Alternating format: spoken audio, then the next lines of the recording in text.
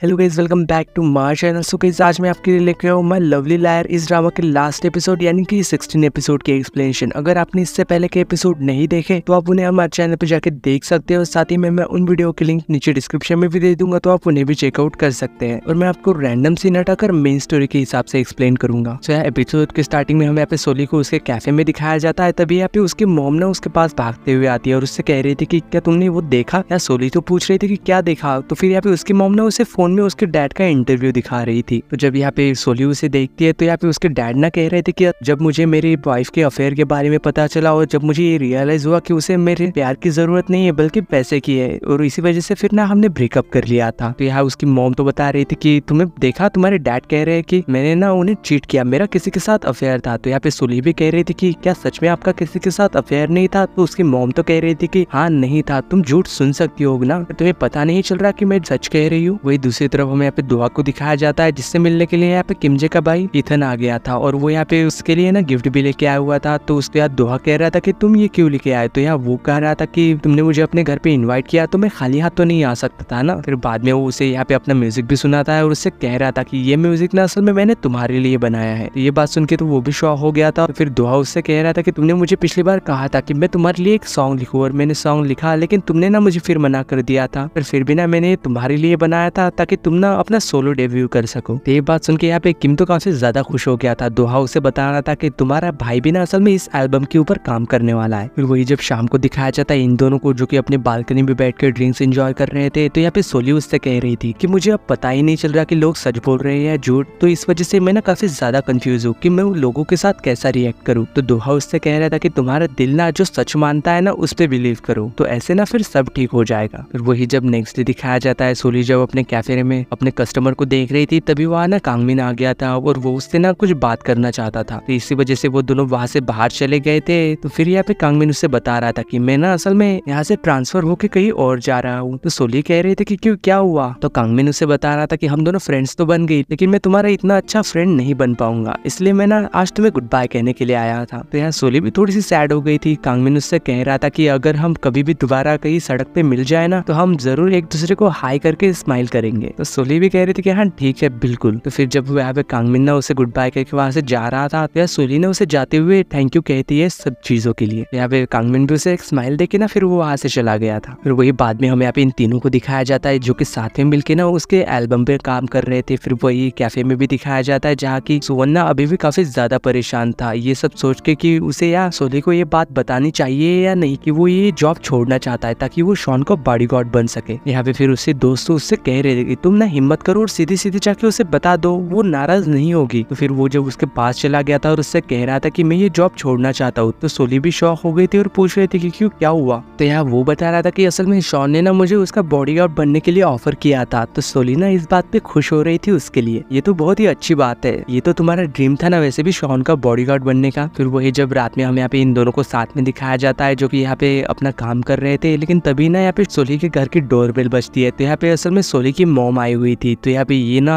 काफी ज्यादा पैनिक हो गए थे, ये दोनों इधर उधर दोहा को छुपाने की कोशिश कर रहे थे। फिर यहाँ पे उसके छुपने के बाद ना जब यहाँ पे उसकी मॉम अंदर आती है तो यार उसकी मॉम ना उसके डैड के ऊपर काफी ज्यादा गुस्सा हो रही थी और कह रही थी कि मैं ना तुम्हारे डैड से मिलना चाहती हूँ और तुम भी मेरे साथ चलोगे। यार सोली तो उसकी मॉम को बताने की कोशिश कर रही थी कि मेरी पावर ना चली गई है, अब मैं झूठ नहीं सुन सकती, लेकिन यहाँ पे उसकी मॉम तो उसकी एक बात भी नहीं सुनती और उसे ना रेडी रहने के लिए कह के फिर वो वहां से चली गई थी। फिर वही जब हमें यहाँ पे नेक्स्ट डे दिखाया जाता है यहाँ पे सोली ना उसके डैड से मिलने आ चुकी थी। तो वो उसके मॉम के बारे में बता रही थी कि आप ना मॉम के बारे में गलत सोच रहे हो, उन्होंने आप पे चीट नहीं किया था। लेकिन यहाँ पे उसके डैड तो कह रहे थे कि तुम ना तुम्हारी मॉम को नहीं जानती, उसे किसी के प्यार से ज्यादा सिर्फ पैसों से ही मतलब है, उसे और कुछ नहीं चाहिए। लेकिन ये बात सुन के ना यहाँ पे उसकी मॉम बाहर आ गई थी काफी गुस्से में और कह रही थी कि ये तो बहुत ही ज्यादा अनफेयर है, तुमने सबके सामने टीवी पे कह दिया था कि मैंने तुम्हें चीट किया था इसीलिए हमारा डिवोर्स हुआ था, जबकि मैंने ऐसा कुछ भी नहीं किया था। यहाँ पे सोली के डैड भी कह रहे थे कि तुम जाओ यहाँ से, वैसे भी इन सब चीजों का ना कोई फायदा नहीं, तो जिससे भी शादी करने वाले हो ना उससे शादी कर लो और अपनी लाइफ खुशी से जियो, मैं भी अपनी लाइफ में खुश हूँ। यहाँ सोली की मॉम उससे डैड से कह रही थी कि क्या तुम्हारे डैड सच में ऐसा चाहते हैं या फिर ये ना झूठ कह रहे हैं, तुम मुझे बताओ। यहाँ उसके डैड भी गुस्सा होकर कह रहे थे कि तुम बेचारी सोली को बीच में क्यों घसीट रहे हो, वो कोई मशीन थोड़ी है जो कि मेरा झूठ पकड़ के तुम्हें बताएगी। इसी बात पे ना वो दोनों काफी ज्यादा झगड़ा करने लग गए थे। इस बात पे सोली भी काफी ज्यादा गुस्सा हो गई थी और कह रही थी कि बस करो आप दोनों, क्योंकि मैं भी ना अब झूठ को नहीं सुन सकती और आप लोग जो एक दूसरे को कह रहे हो ना मुझे नहीं पता था कि आप सच कह रहे हो या फिर झूठ। ये सब कह के ना फिर वो वहाँ से चली गई थी। वही दूसरी ओर जब हमें यहाँ पे दुआ को दिखाया जाता है जिसकी डोरबेल बजती है तो वो जाके देखता है तो असल में उसकी मॉम यहाँ पे आई हुई थी। यहाँ पे उसकी मॉम तो असल में उससे माफी मांग रही थी, मुझे माफ कर दो, मेरी वजह से ना तुम इतने सालों तक छुप के रहना पड़ा, मेरी वजह से तुम हर्ट हुए, जबकि तुम्हें ना मेरी सबसे ज्यादा जरूरत थी उस वक्त, तब मैं तुम्हारे साथ नहीं थी। एक अच्छे बेटी तो हो लेकिन मैं ना एक अच्छी मॉम नहीं बन पाई। पर यार दुआ तो कह रहा था कि आप ना एक कूल मॉम हो जो कि आपने जॉब करने में ना बहुत ही ज्यादा परफेक्ट है। और साथ ही में वो उसके मॉम को बता देता है कि मैं ना असल में एक लड़की को डेट कर रहा हूँ। तो यहाँ पे उसकी मॉम कह रहे थे कि हाँ मैं जानती हूँ, मैंने उसे देखा है, वो काफी ज्यादा प्यारी है। तो यार दुआ उनसे पूछ रहा था कि आपने उन्हें कब देखा था। तो उसकी मॉम बता रही थी कि मैंने ना असल में उसे उस फेस्टिवल में देखा था, मैं वहाँ उस फेस्टिवल में तुमसे मिलने आई थी, लेकिन मुझे ना तुम वहाँ उस लड़के के साथ काफी ज्यादा खुश दिखाई दे रहे थे, तो इसी वजह से मैंने तुम्हें डिस्टर्ब नहीं किया था और मैं वहाँ से चली गई थी। तो फिर ना असल में यहाँ पे दोहा ना उसका नाम बता देता है कि उसका नाम असल में सोल्ही है। यार दुआ की मॉम मुझसे कह रही थी कि जब तुम मुझसे शादी के लिए प्रपोज करोगे ना तो उससे पहले मुझे उससे मिलवाने के लिए जरूर लेके जाना। बाद में वो वहाँ से चली गई थी। वही नेक्स्ट सीन में हमें यहाँ पे सोली को उसके कैफे में दिखाया जाता है। तभी यहाँ पे उसके डैड ना उससे मिलने आ जाता है और उससे कह रहे थे कि मैं ना तुम्हारे मॉम से मिलना चाहता हूँ। लेकिन उसी वक्त यहाँ पे सोली को ना असल में उसके मॉम की भी कॉल आ गई थी जो कि उससे कह रही थी कि जिससे मैं ना असल में शादी करने वाली हूँ उसकी बहन और वो आदमी तुमसे मिलना चाहता है, तो तुम ना आज शाम 7 बजे उस रेस्टोरेंट पे जरूर आ जाना। यहाँ पे उसके डैड ने भी ये सारी बातें सुन ली थी, तो इस वजह से यहाँ पे सोली भी ना काफी ज्यादा टेंशन में आ गई थी। तो फिर यहाँ पे असल में उसकी दोस्त ना उसे एक आइडिया देती है, क्यों ना तुम अपने डैड को लेके वहाँ पे चली जाओ और इस प्रॉब्लम को सॉल्व करने की कोशिश करो। और तभी वो अचानक से वहाँ पे दुआ भी आ गया था। तो यहाँ पे सोली ना फिर उसे उसके डैड से मिलवाती है। तो यहाँ पे उसके डैड भी ना दुआ को एक अच्छा सा कॉम्प्लीमेंट देते हैं कि तुम्हारा बॉयफ्रेंड ना बहुत ही ज्यादा हैंडसम है। यहाँ पे फिर सोली भी ना असल में दुआ से कहती है कि क्या तुम मेरी एक छोटी सी मदद करोगे। और फिर बाद में हमें दिखाया जाता है कि यहाँ पे दुआ और सोली मिलके ना उसके डैड को तैयार कर रहे थे। बाद में फिर यहाँ सोली की दोस्त ना असल में उसके डैड को एक हेयर कट भी बना के देती है। तो इस वजह से यहाँ पे उसके डैड का ना लुक तो पूरा ही चेंज हो गया था। और फिर बाद में असल में यहाँ पे ये दोनों मिलके उसके डैड के लिए और उसके मोम के लिए ना एक वेडिंग रिंग भी चूज करते हैं। शायद ना ये दोनों उन दोनों को मिलवाना चाहते थे। वही जब शाम को दिखाया जाता है यहाँ पे सोली की मोम ना उस आदमी और उस औरत के साथ बैठी हुई थी उसी रेस्टोरेंट पे। तभी यहाँ पे सोली के डैड वहाँ आ जाते हैं, जिन्हें देखिए यहाँ पे सोली की मोम तो काफी ज्यादा शॉक हो गई थी। पहले तो यहाँ पे इन लोगों के बीच में ऐसी थोड़ी नोकझोंक होती है। यहाँ पे फिर जब सोली की डैड उसकी मोम को प्रपोज करते हैं ना तो पहले तो यहाँ पे सोली की मोम उसे मना कर देती है और कह रही थी कि मुझे ना आपके साथ और नहीं रहना है। पर यहाँ पे सोली को जब दिखाया जाता है तो उसे ना उसकी मोम का ये झूठ सुनाई दे गया था और वो यहाँ पे अपनी मोम से जाके कह देती है कि आप झूठ बोलना बंद करो, आप डैड के साथ ना रहना चाहती है। और इस बात पे ना यहाँ पे उसकी मोम तो रोने लग गई थी और कह रही थी कि मैं ना तुमसे बहुत ज्यादा प्यार करती हूँ और मैं तुम्हारे साथ रहना चाहती हूँ। तो यहाँ पे सोली के डैड ना असल में उसकी मोम को हक कर लेते हैं और ये सारी चीजें देख के ना यहाँ पे सोली भी काफी ज्यादा इमोशनल हो गई थी। यानी कि फाइनली इन्होंने ना इन दोनों को मिलवा ही दिया था। वही जब यहाँ पे सोली वापस जा रही थी तो यहाँ पे ना दुआ को कॉल करके बता देती है कि मैं ना फिर से झूठ को सुन सकती हूँ, यानी कि मेरी पावर वापस आ चुकी है। बाद में वो अगले दिन वो यहाँ पे कैफे में जाके अपनी दोस्त को भी बता देती है कि मेरी पावर ना असल में वापस आ चुकी है। तो ये बात सुन के यहाँ पे उसके दोस्त तो खुश हो गई थी और कह रहे थे कि इसका मतलब हम ना अपना बिजनेस कंटिन्यू कर पाएंगे। पर सोली कह रहे थे कि नहीं, अब मैं ना अपने पावर को इग्नोर करने वाली हूँ और एक नॉर्मल लाइफ जीना चाहती हूँ। और वही इधर दूसरी तरफ हमें यहाँ पे इथन और इन दोनों को दिखाया जाता है जो कि अपना सॉन्ग ना रिकॉर्ड कर रहा था। बाद में ये एल्बम के फर्स्ट कॉपी ले जाके ना वो यहाँ पे उसी बार के ओनर को ले जाके दे देता है जहाँ की वो ना काम किया करता। तो आदमी भी ना काफी ज्यादा खुश हो गया था और कह रहा था कि मुझे ना तुम पे पूरा बिलीव है,